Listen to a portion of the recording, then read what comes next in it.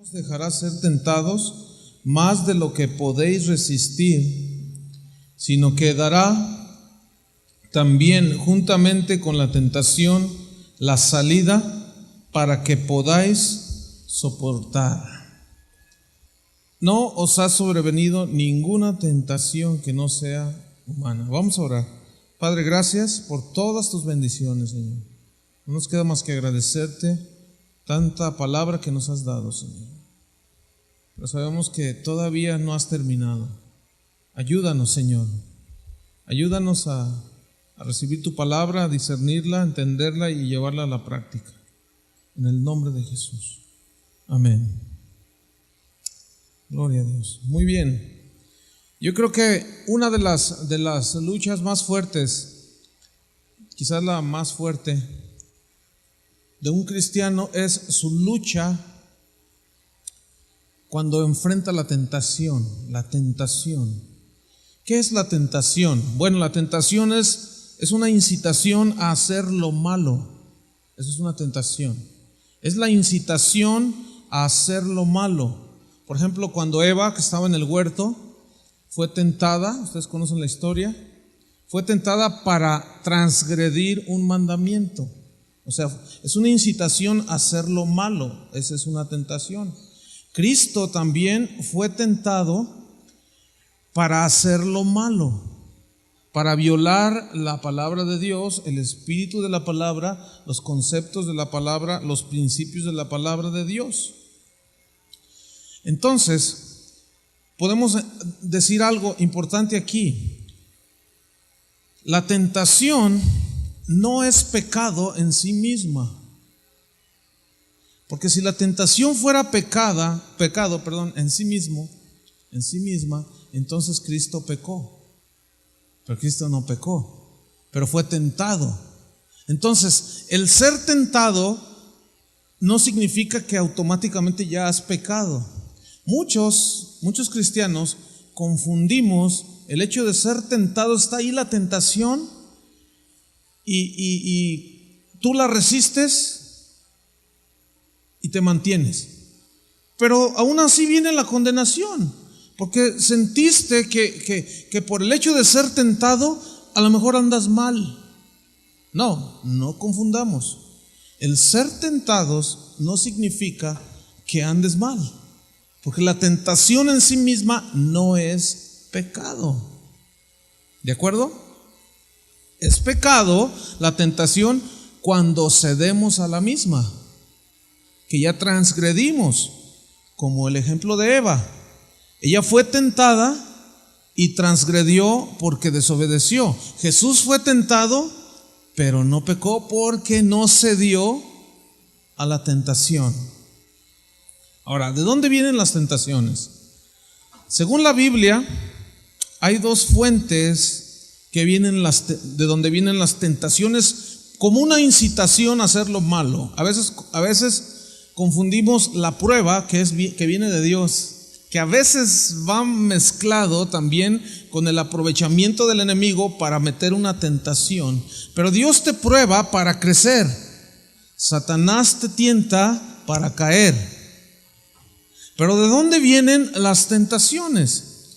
Bueno, hay algunas razones, pero dos de ellas en Santiago capítulo 1, versículo 13. Santiago, si buscan conmigo, Santiago 1, versículo 13. Fíjense, desde el versículo en el 12, Santiago 1, 12 dice: bienaventurado el varón que soporta la tentación, porque cuando haya resistido la prueba, fíjense cómo en sí misma una tentación puede ser una prueba.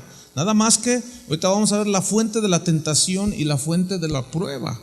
Porque dice: porque cuando haya resistido la prueba, recibirá la corona de vida que Dios ha prometido a los que le aman.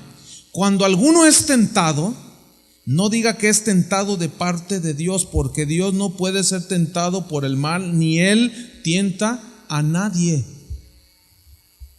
Establecido, Dios no tienta a nadie, porque la tentación es una incitación a hacer lo malo. Entonces, ¿de dónde viene la fuente? Una es de Satanás. Esa es la fuente, la incitación a hacer el mal. Esa es una de las fuentes. La otra es en el versículo 14. Dice, sino que cada uno es tentado cuando de su propia concupiscencia es atraído y seducido. Entonces la concupiscencia, después que ha concebido, da a luz el pecado, y el pecado, siendo consumado, da a luz la muerte. ¿De dónde viene entonces la tentación? Podemos decir que del mundo, pero ¿quién es el príncipe de este mundo? Satanás. De manera que establecemos que de Satanás vienen las tentaciones a hacer lo malo, pero también aquí en Santiago establece que de nuestra propia concupiscencia. Ahora un ejemplo de cómo viene de Satanás la tentación. Lucas 4, versículo 13. Vamos a manejar bastantes versículos para movernos rápido. Lucas 4, versículo 13. Y cuando el diablo hubo acabado toda tentación, se apartó de Jesús por un tiempo. Cuando el diablo hubo acabado toda tentación, ¿quién es el que tienta entonces para hacer lo malo? Satanás. Ahora, otro versículo, 1 Tesalonicenses 3, versículo 5.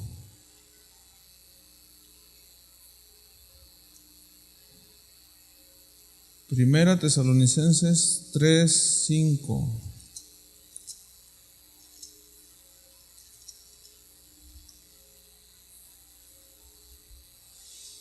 Por lo cual también yo, no pudiendo soportar más, envié para informarme de vuestra fe, no sea que os hubiese tentado el tentador y que nuestro trabajo resultase en vano. ¿Quién es el que tentó a Zafira y a Ananías? Satanás. ¿En qué los tentó? En la codicia. ¿Se acuerdan? Que vendieron su heredad y llegaron ante Pedro y les dice, ¿esto es el precio de lo que vendieron? Dice que dijo ella, él primero, pues sí. Y luego ella, pues sí. Y Pedro dijo, ¿por qué permitieron que Satanás llenara su corazón? Judas fue tentado ¿por quién? Por Satanás, para hacer lo malo, para violar los pensamientos del mundo, de Dios, perdón. Ahora, escuchen esto. Es el diablo, joven, el que te tienta con los novios y las novias del mundo. Es el diablo, porque está expresamente en la palabra de Dios que no os unáis en yugo desigual. Es el diablo o tu propia concupiscencia. Ahora vamos a ver enseguida lo que es la concupiscencia. Es el tú relacionarte en un noviazgo con un joven o una joven que no es cristiana, es deliberadamente violar un principio de la palabra de Dios. Está establecido. ¿Pero por qué Dios lo estableció así? ¿Para enfadarte y molestarte y que tú te sintieras mal? No, sino porque te conviene. Porque Dios quiere bendecirte, por eso. Pero cuando se te presenta la oportunidad, es o el diablo o tu propia concupiscencia. Es que una vez una chica me decía, es que el chico que me habló, que me lo hice novio, es más cristiano que los que van allí. Eso es mentira. ¿Cómo va a ser más cristiano? Se porta más como cristiano. Tal vez se porta más como cristiano, pero no es cristiano. Y los demás son nacidos de nuevo, aunque están creciendo y a lo mejor no se portan como deberían de comportarse. Entonces viene una tentación. Yo he visto a muchos jóvenes, y les he dicho a cientos de jóvenes, a miles de jóvenes, ya no hay ni cómo decírselos, que no sean tontos, que no se dejen seducir por el diablo, ni se dejen llevar por su propia concupiscencia. Miren, no funciona. Siempre la historia se repite y se repite, y uno se los dice y se los dice y se los dice, y espero que ninguno de los que escuche esto se deje seducir por el diablo y ceda a la tentación. De veras, ya no hay uno ni cómo decirlo. Yo digo, ¿cómo les digo, Señor? Bueno, solamente una impresión fuerte de tu espíritu y un deseo en ellos de obedecer tu palabra, tus principios. Hay jóvenes que dicen, pero es que nadie me habla en la congregación y me estoy quedando a vestir santos, dicen. así dicen en México.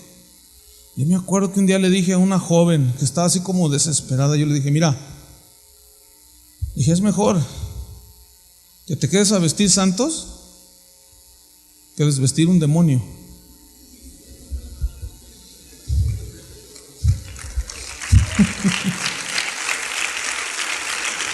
Sí. Ahora, fíjense, en Santiago, donde leímos Santiago 1:13, fíjense cómo dice, habla de la concupiscencia. Ya lo leímos. Dice, es tentado de su propia concupiscencia. Ahora, ¿qué es concupiscencia? Bueno, yo tomé un diccionario y saqué esto. Concupiscencia es un deseo inmoderado de dos cosas. Es un deseo inmoderado, o sea que no va dentro de lo normal, sino es inmoderado. Rebasa totalmente el control. Un deseo inmoderado, número uno, de bienes terrenales. Eso es concupiscencia, fíjense. Un deseo inmoderado de tener bienes terrenales. Eso fue lo que le pasó a Judas, porque Satanás le tentó su concupiscencia, su deseo inmoderado de tener riquezas. Fue lo mismo que pasó con Zafira y Ananías. Y muchas veces es ahí donde somos tentados nosotros también. Por el deseo inmoderado de querer tener lo que pensamos, en este caso el dinero, que nos va a dar seguridad e importancia. Pero tú no vales por lo que tienes, sino por lo que eres en Cristo Jesús. Tengas dinero o no lo tengas. Entonces la concupiscencia es un deseo inmoderado de bienes terrenales. Y número dos, en la misma acepción que tiene, es un apetito desordenado de placeres sexuales. Y yo creo que aquí es donde el diablo, en su mayor expresión, está haciendo una incitación a la concupiscencia, tentando la concupiscencia de los jóvenes. Fíjense, en la mañana mientras yo me venía, ahí tomando, y bueno, ni me tomé el café, pero mientras estaba limpiando mis zapatos, prendí un poco la televisión para ver algo de noticias, así en 5 minutos, pero estaba un programa aquí en Guatemala sobre la iniciación sexual en los jóvenes. Entonces me llamó la atención que estaban entrevistando a muchos jovencitos, como ustedes, de 15, 16, 18 años, y les preguntaban que para ellos qué significaba el inicio de las relaciones sexuales. Muchos decían, no, pues es que todo el mundo lo hace, no, pues es lo más normal y que no sé qué. O sea, unos conceptos tan terribles. Pero hubo uno o dos jóvenes que decían, no, yo me voy a guardar, porque la palabra de Dios dice, yo dije, ese es aleluya. Gloria a Dios, porque de alguna manera el joven cristiano ha de distinguirse. Y luego le preguntaron a un señor, ¿qué opina de que sus hijos se inicien de temprana edad en la actividad sexual sin control? Y dice, pues muy malo, porque la palabra de Dios, y de alguna manera ahí está el testimonio cristiano, hermanos. Entonces, nosotros ya estamos aquí adentro, ya estamos aquí. Somos seres que Dios puso ese impulso sexual que es natural. Conmigo vienen jóvenes a veces o gente y dice, hermano, ore por mí para que el Señor me quite esos deseos. Le digo, pues, por más que ore no te los va a quitar, porque Dios te los puso. ¿Cómo te los va a quitar? Lo que tienes que hacer es controlarlos. Ese es el asunto. Dominio propio. Porque Dios no te los puso para luego quitarlos. No, hemos confundido. No te los va a quitar. Lo que tú tienes que hacer es controlarlos. Ese es el asunto. Y ese es ahí donde muchos jóvenes y aún cristianos han perdido. Y su vida, mira, es bien triste. Y yo sé que tú conoces muchos casos. No necesito ponerte muchos ejemplos. Por la propia concupiscencia. Empiezan con la manita y el diablo dice, pues ándale, que al cabo pues, te casas en el Señor. Quizás. Y se repite la historia y se repite la historia. Entonces, la concupiscencia es un deseo inmoderado de bienes terrenales y de apetito desordenado de placeres sexuales. ¿Se acuerdan del joven rico que vino ante Jesús? ¿Qué debo de hacer para dar vida eterna? Los mandamientos sabes, y le da los mandamientos. Jesús le dice, haz esto te falta una cosa, le dice. ¿Cuál? Vende todo lo que tienes y dalo a los pobres. Pero él se fue tal y como llegó. ¿Por qué? Porque tenía una concupiscencia en su vida de un deseo inmoderado de bienes materiales que lo inhabilitó para obedecer la palabra de Dios. Fíjate, la otra acepción de apetito desordenado de placeres sexuales. Te repito, mira, Dios los puso allí. Es algo natural, forma parte de la naturaleza que Dios le puso al hombre. Pero estos van a ser incitados de muchas maneras por el mundo, por Satanás y de la propia debilidad del ser humano. Y es ahí precisamente lo que nos tiene aquí aprender cómo batallar con la tentación, cómo enfrentar y cómo sí podemos salir victoriosos de la batalla, de la tentación, de la prueba. Porque mira, así como un fuego puede ser mucha bendición. Por ejemplo, con el fuego calientas los alimentos. Con el fuego puedes calentar el agua con el que te bañaste hoy en la mañana, si te bañaste. Con el fuego se pueden hacer tantas cosas que son de bendición. Un fuego controlado, en sí mismo el fuego no es malo, pero un fuego descontrolado puede quemar un bosque y una ciudad. Roma fue consumida por las llamas, por un fuego incontrolado. Entonces ese deseo de todos de tener ciertas cosas aquí en la tierra, casa, vestido y tener los satisfactores normales y casarse, son cosas en sí mismas, no tienen nada de malo, son naturales, son buenas. El problema ¿cuál es? Que pierdes el control. Ese es el problema, que pierdes el control. Y es cuando precisamente la tentación viene a incitar en mayor dimensión en esas dos áreas, fíjense, en esas dos áreas. Por ejemplo, ahí en 2 de Samuel, en el capítulo 11, vamos a ver, aprendemos algo que a mí me impacta de la Biblia, hermanos. ¿Saben qué es? Que Dios sacó a la luz los errores de 2 de Samuel capítulo 11, sacó a la luz los errores de sus mismos siervos, para avergonzarlos no, sino para que, dice, como dijo Pablo, estas cosas se escribieron para nuestra enseñanza, para nuestra amonestación. Y vamos a ver un episodio en la vida del rey David, ese rey que era conforme al corazón de Dios, pero que tuvo un momento en su crecimiento, en su vida difícil, por una caída que él tuvo precisamente al ser tentado y no saber dominar esos impulsos naturales y no saber controlarlos. Veamos algunos de los detalles en 2 de Samuel 11. ¿Ya lo tienen? Miren, dice, aconteció en el versículo 1, aconteció el año siguiente, en el tiempo que salen los reyes a la guerra, que David envió a Joab y con él a sus siervos y a todo Israel, y destruyeron a los amonitas y sitiaron a Rabá. Pero David se quedó en Jerusalén. Aquí empezó. Dice aquí la Biblia que era tiempo de ¿qué? De guerra, en que los reyes salen a la guerra. ¿Qué eres tú? ¿Que no eres un rey y un sacerdote? Pues estamos en tiempo de guerra. Es tiempo de guerra.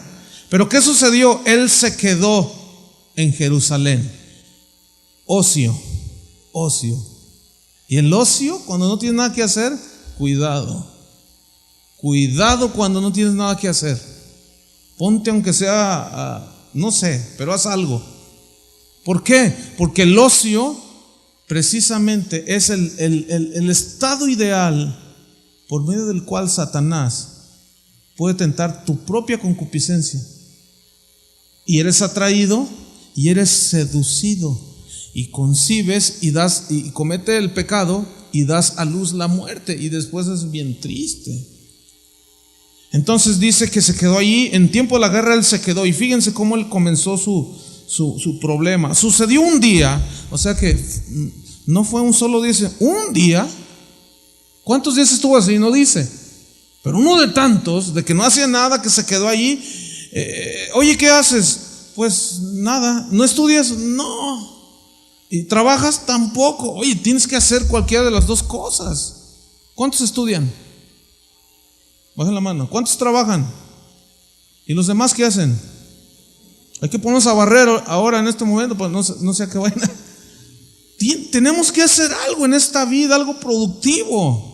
No podemos estar allí, papá, dame un peso, dame un quetzal para llevar a mi novia al cine. ¿Qué es eso?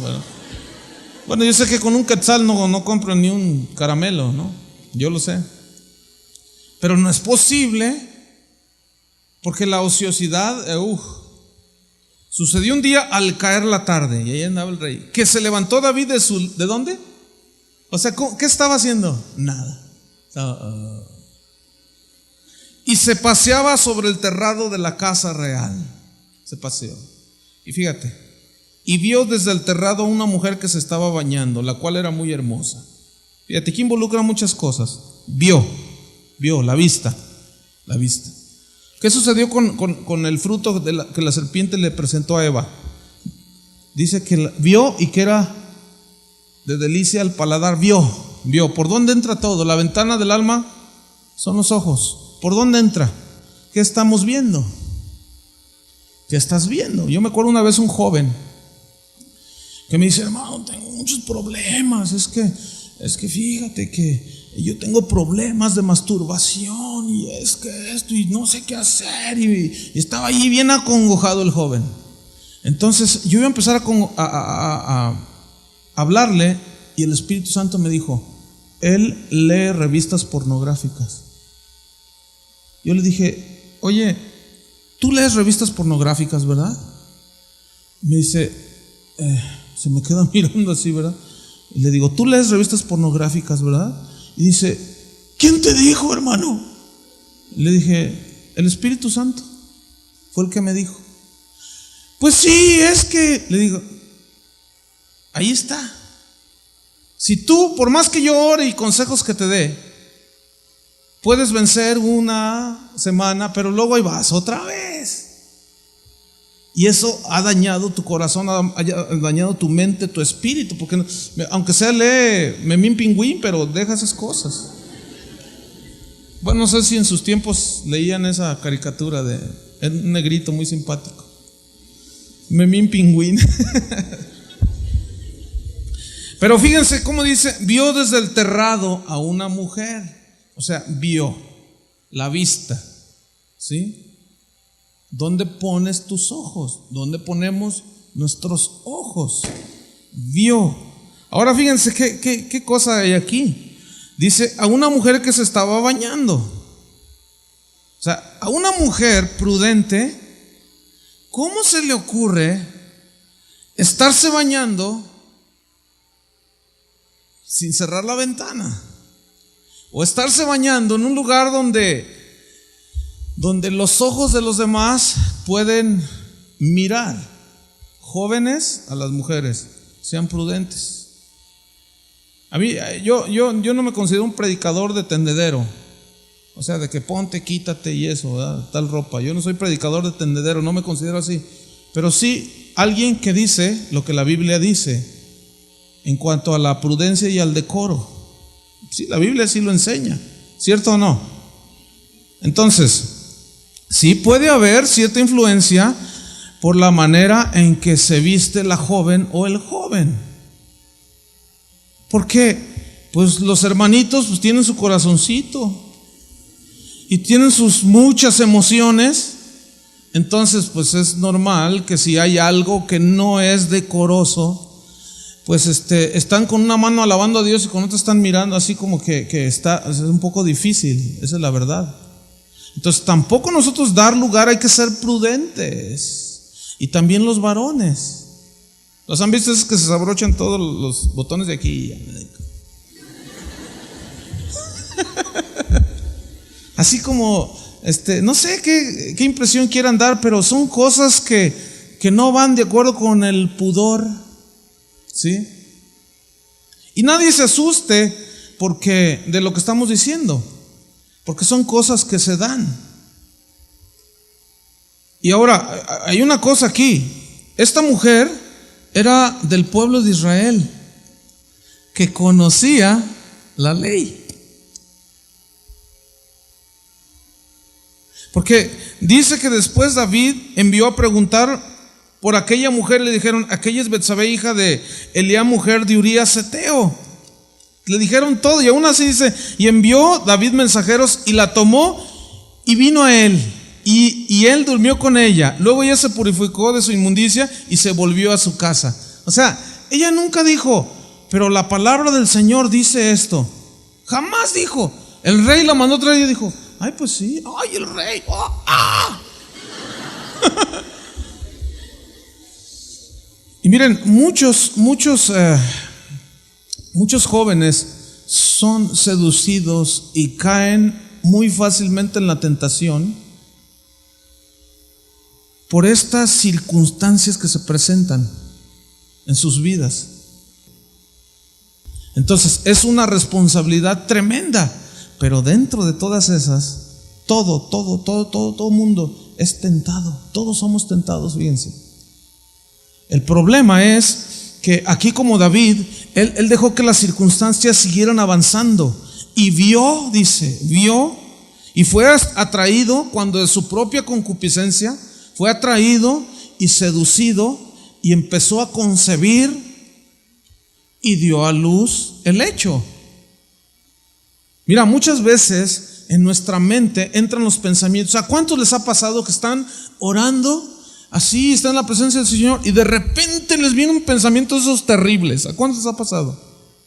A mí me pasa y seguido. O sea, que es el alma, la mente del ser humano es precisamente donde Satanás le gusta trabajar. Y luego nos acongojamos y decimos: ¿por qué estoy pensando eso?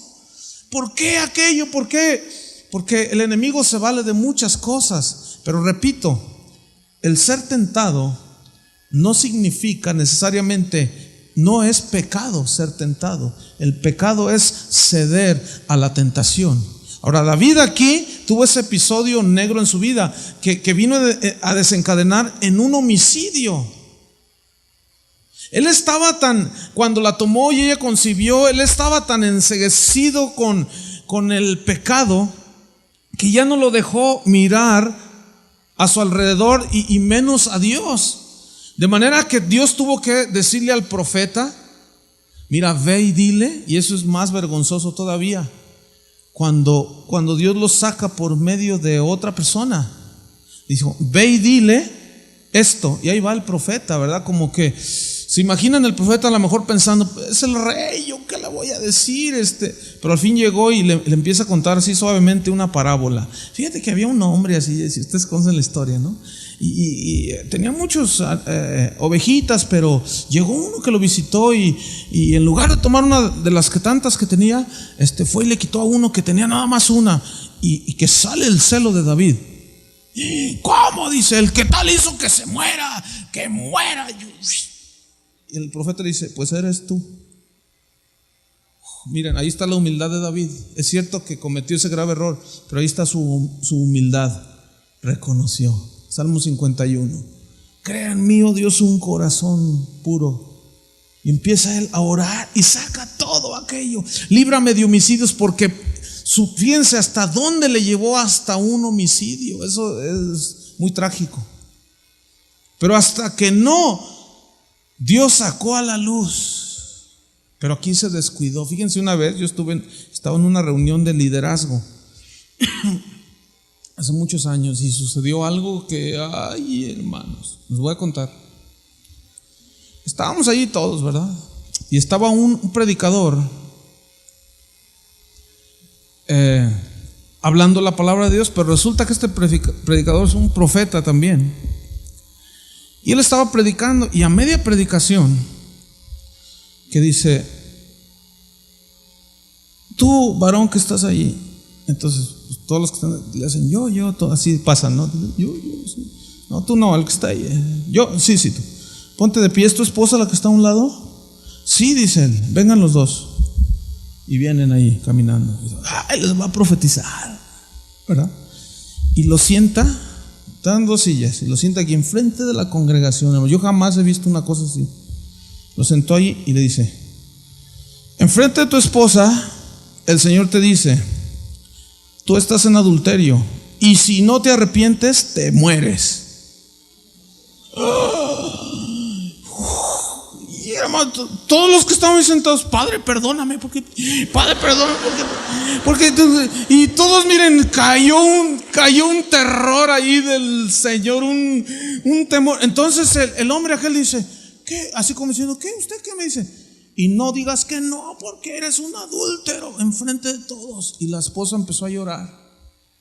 Y resulta que la señora que nos estaba hospedando a nosotros, la familia que nos estaba hospedando a nosotros, se dieron cuenta 2 o 3 días antes de que él andaba en adulterio. Y ella se sorprendió porque estaba junto a mí y dice: ¿cómo es posible? ¿Cómo supo?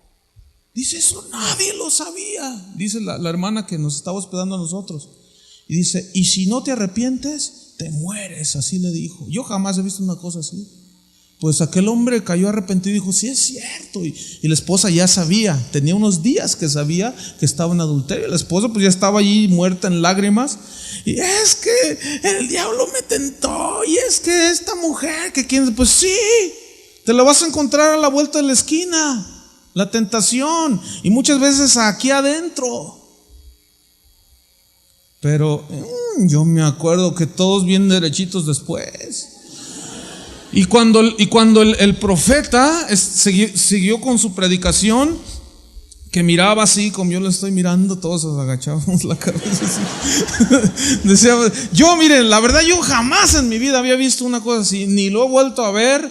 Y no sé si en alguna ocasión, pero aquí Dios está sacando a la luz el pecado de David, porque está escrito, fíjense, para que nosotros aprendamos.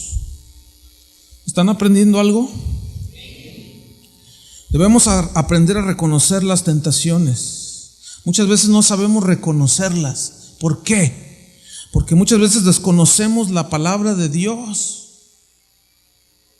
Desconocemos la Biblia.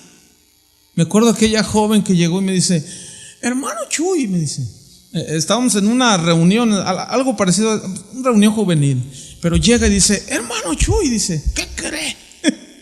Pues bien inocentota la muchacha, ¿no?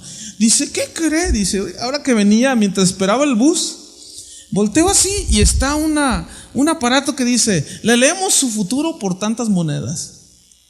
Dice: entonces yo le puse unas monedas allí y me leyó la suerte, dice. Y me dijo que me iba a ir bien en el amor. Y yo nomás la estaba mirando. Le dije: ¿te das cuenta de lo que estás haciendo? Ahora ya la brujería ya está electrónica, está en electrónica. No estoy diciendo que las computadoras son, no se vayan por otro lado. Pero ahí estaban adivinando el futuro. Yo le dije: ¿sabes qué? Ese tipo de cosas le empecé a explicar. Ay, no sabía. Desconocimiento de la palabra de Dios. La desconocemos. Entonces, ¿por qué entonces el joven o los cristianos caemos tan fácil? Muchas veces porque desconocemos la palabra de Dios. A veces la conocemos suficiente, pero nuestra propia concupiscencia y el engaño y todo ese asunto que se va formando a nuestro alrededor, si no lo sabemos discernir bien, cedemos a la tentación y después es un dolor y es una cosa terrible. Necesitamos aprender a reconocer la tentación, porque acuérdate la definición que dimos al principio: es una incitación a hacer lo malo, a violar los principios de Dios. Satanás viene y te dice: ¿qué tiene de malo? Ándale, hazlo, que al cabo todos lo hacen. Pero ¿cómo yo puedo vencer las tentaciones? ¿Cómo puedo yo enfrentarme y vencerlas cuando éstas se presenten? Necesitas aprender a decirle no a la tentación. A ver, ¿cuántos tienen la capacidad intelectual de decir no? Díganlo. Muy poquitos. A ver, otros más. ¿Cuántos tienen la capacidad de decir no? ¿No qué?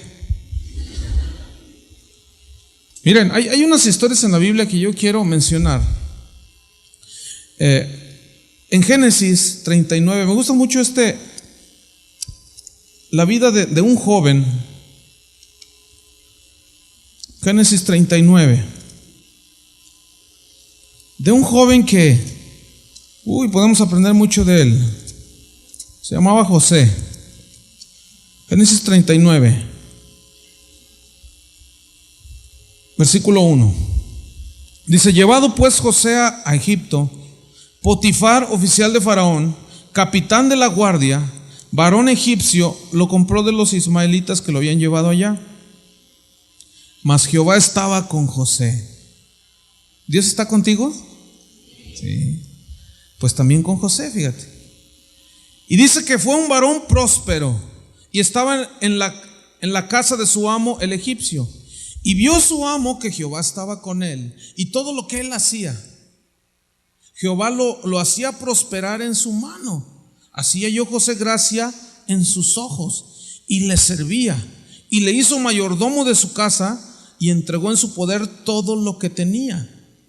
Y aconteció que desde cuando le dio el encargo de su casa y de todo lo que tenía, Jehová bendijo la casa del egipcio a causa de José.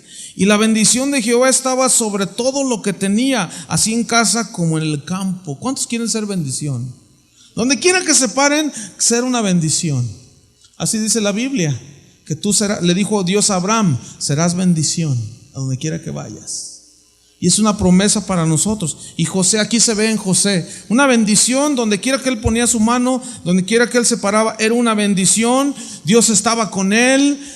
Dios tenía el favor y la gracia de Dios, de su amo. Pero de repente, cuando todo iba viento en popa y estaba en plena comunión con Dios y la mano de Dios era sobre él, vino lo que también viene sobre ti y sobre mí. Dice en el versículo número 6: y dejó todo lo que tenía en mano de José, y con él no se preocupaba de cosa alguna sino del pan que comía.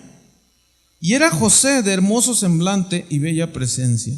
O sea que estaba guapetón el muchacho. O no sé cómo dicen por acá. ¿Guapo? ¿Sí dicen? En México dicen carita. O linda la chica. Pues era un joven apuesto. Era un joven hermoso. La Biblia no tiene ningún empeño en decirlo. Es que era un joven hermoso. Y dice en el versículo, ¿qué estamos? En el 7, era hermoso semblante y bella presencia. En el 7, aconteció después de esto que la mujer de su amo puso sus ¿qué? ¿Se acuerdan de David? ¿Se acuerdan de Eva? ¿De Judas? ¿De Zafira y Ananías? Puso sus ojos en José. Ahora, no tiene nada de malo el que una joven mire a un joven y le agrade su presencia. No tiene nada de malo, hay que saber distinguir. Lo malo aquí en este caso es que ella era una mujer casada con Potifar. Ahora, Jesús habló mucho de ver y codiciar, adulterar en el corazón. ¿Se acuerdan que Jesús habló de eso? Eso no significa que vamos a andar así como los caballos, ¿verdad? Y se acerca un joven de bella presencia y hermoso semblante delante de ti. Oye, hermanita, ay, sí, o sea, no. El asunto es lo que yo les decía al principio, de que no sabemos controlar y dominar, sujetar nuestras concupiscencias. Entonces dice que la mujer puso sus ojos en José y dijo, duerme conmigo. O sea que esta era una mujer.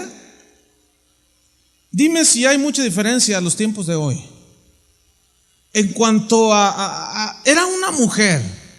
Dice la gente que los jóvenes de hoy son ya sin vergüenza, sin pena, ya dicen las cosas tal y como son. Y dice la gente más grande que nosotros, en nuestros tiempos no era así. Pero ¿saben qué? Siempre se ha dado. Siempre se ha dado. Tal vez en estos últimos tiempos es más descarada la cosa. Pero fíjate, ya desde hace cuántos miles de años, esta mujer sin escrúpulos le dijo, oye José, duerme conmigo. Se le estaba ofreciendo. Y bueno, hay gente, hay jóvenes que dicen: ¿a quién le dan pan que llore? Y hay un concepto terrible del pueblo latino, y no solamente el pueblo latino, porque dicen: no, los mexicanos son unos machos, dicen así. El machismo. Pero ¿saben qué? Yo me he encontrado con otros pueblos y otras culturas que son mucho más machistas que la mexicana. Y yo he llegado a una conclusión: no es cuestión de machista o machismo de tal pueblo, es una característica del ser humano, sean alemanes, sean holandeses, americanos, guatemaltecos o mexicanos. Eso es algo de la concupiscencia del ser humano. Entonces dice que ella se le ofreció, fíjense.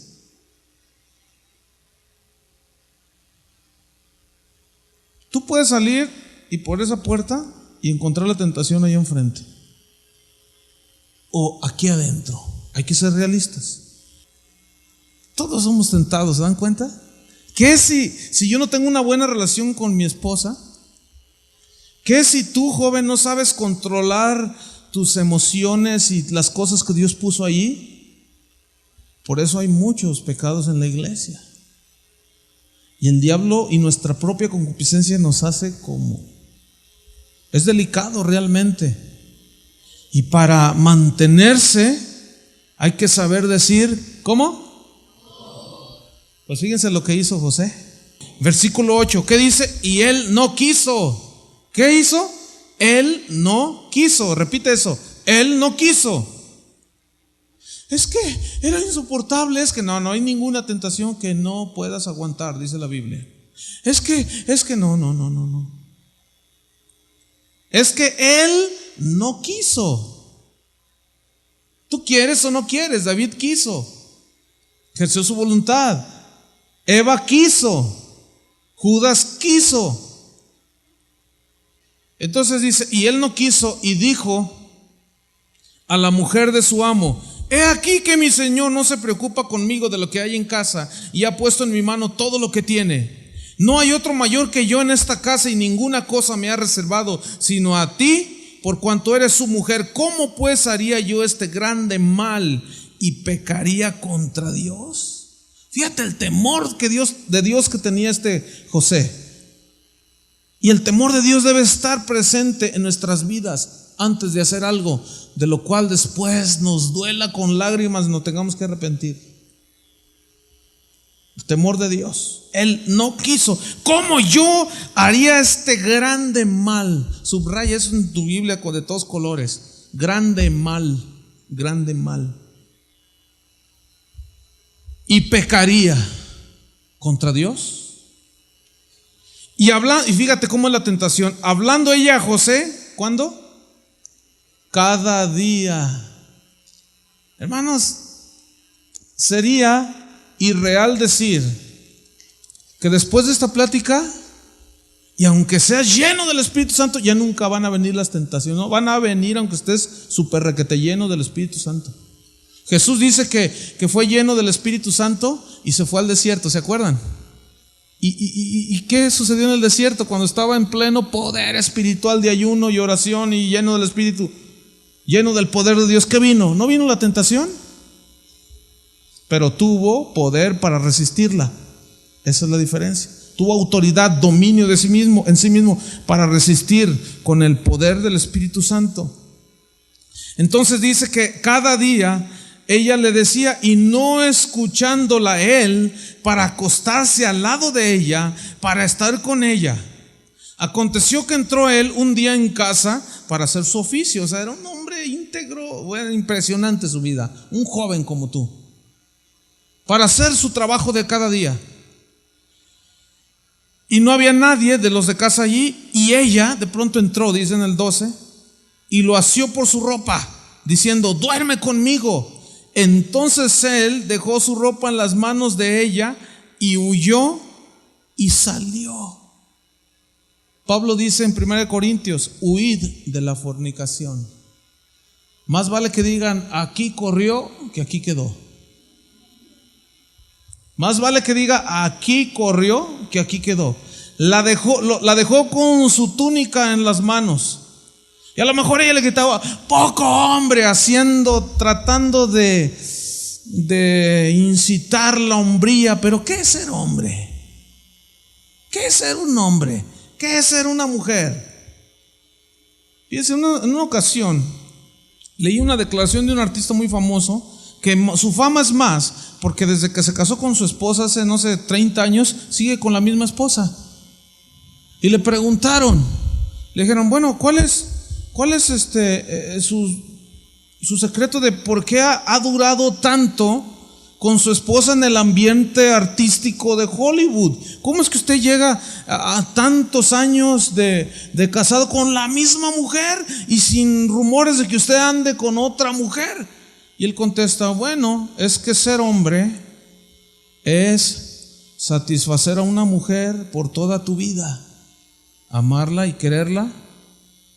Dice, ser hombre no es andar de mujer en mujer. Alguien que ni sabe de la Biblia, pero que tiene un principio fundamental para el funcionamiento en su matrimonio. Y ustedes todos son solteros, que un día se van a casar. Y que ya desde ahora, muchos, desde que te convertiste, tal vez tentado en una manera más fuerte. ¿Qué hizo José? Dijo, no. Tienes que aprender a decir no. Eva dijo, sí. José dijo, no. Jesús dijo, no. Judas dijo, sí. ¿Qué vas a decir tú? No lo dices con mucha convicción. ¿Qué vas a decir tú? No. Cuando lleguen tus amigos y te inviten a la disco, ¿qué vas a decir? No. Cuando lleguen tus amigos y te digan, mira, fúmale la marihuana, ¿qué vas a decir? No. Cuando llegue una chica y se te insinúe, ¿qué le vas a decir? No. Pastor, no lo están creyendo. Lo dijeron así como... Tengo 5 minutos. ¿Cómo puedo resistir la tentación? Santiago 4:7. ¿Cómo puedo batallar? Someteos pues a Dios, resistid al diablo. ¿Y qué? Huirá de vosotros. Someteos pues a Dios. Dios determina también su palabra. Sométete entonces a Dios, haz lo que Él te dice. Resiste al diablo en base a esa autoridad que te da el sometimiento y huirá de ti. Sométete a su palabra.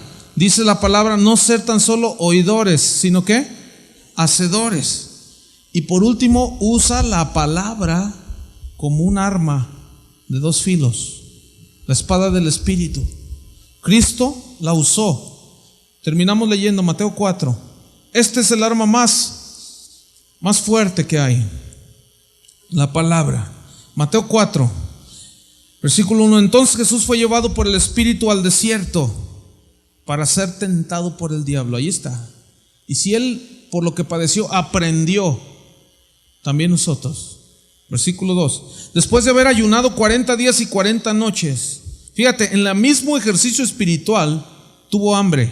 Era natural. Después de 40 días sin comer, era natural. Pero fíjense cómo lo natural no lo dejó llevarle a esto que vamos a leer. Y vino a él el tentador y le dijo, si eres hijo de Dios, di que estas piedras se conviertan en pan. Se estaba aprovechando de la debilidad que en ese momento Jesús tenía por algo natural, que era comer. Di que estas piedras se conviertan en pan. Fíjense cómo Jesús saca la espada de la palabra. Él respondió y dijo, escrito está. ¿Qué le vas a decir al diablo? Escrito está. Escrito está. No solo de pan vivirá el hombre, sino de toda palabra que sale de la boca de Dios. Jesús no iba a hacer una exhibición de conversión de piedras en pan. Él no era ningún exhibicionista.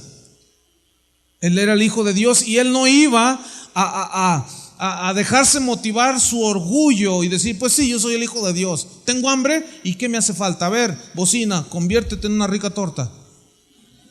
Porque eso sería un exhibicionismo sin sentido, egoísta. Entonces Jesús saca la palabra y dice, escrito está, no solo de pan vivirá el hombre. Versículo 5. Entonces el diablo le llevó a la santa ciudad y le puso sobre el pináculo del templo y le dijo: si eres hijo de Dios, échate abajo. Y con la misma palabra, eso es lo tremendo de Satanás en estos últimos tiempos, con la misma palabra engañó a David Koresh en Dallas, o en Estados Unidos, en Waco, y arrastró a mucha gente con la misma interpretación, con la misma palabra el diablo le dio. Por eso tenemos que conocer la palabra, hermanos. Amén.